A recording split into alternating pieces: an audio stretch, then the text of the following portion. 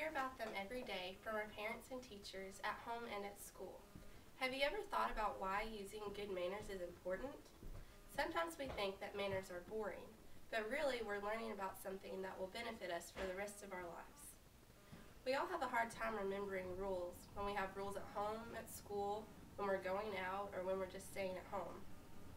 But during the next few minutes, I'm going to try to convince you of the importance of using good manners. How do we use good manners? Good manners are a sign of good breeding and reflect directly on a person's upbringing. Therefore, learning good manners begins at home and is taught from your parents or other adults that you spend a lot of time with. You can also learn about manners from your teachers when you go to school. You're not sorry. Are you born with good manners? No, we're not born with having good manners, but good manners are learned. You have to practice them, or else you'll grow up becoming rough and rude. It's kind of like when you're little and you're taught how to use like the different colors in your crayons. If no one teaches you what a pink crayon is from a blue crayon, you're going to grow up not knowing.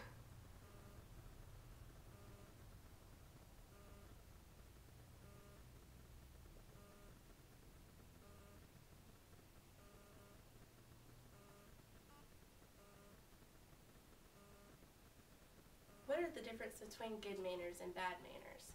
Good manners would be saying please and thank you, holding the door open for someone that's older than you out of respect. And bad manners would be burping at the table, talking too loud, or interrupting adults or other people as they're speaking. Are there different kinds of manners? Of course there's different kinds of manners.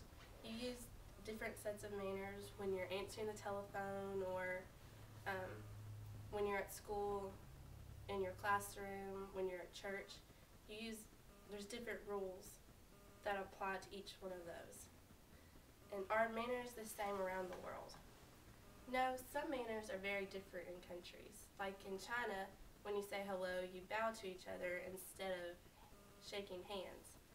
And in the Middle East, there's different countries where shaking your head no actually means yes, and vice versa. And in conclusion, how you express yourself shows the kind of person that you are. Rude or considerate, selfish or generous. The really polite person is tuned into other people's feelings. Can you put yourself in another person's place? They can understand how it would feel to be new to the neighborhood or a job, what it's like to be the shortest person in class or the shyest person at a party. They react with understanding and with the kind of manners that matter. The kind of manners that matter most are the ones that come from the heart.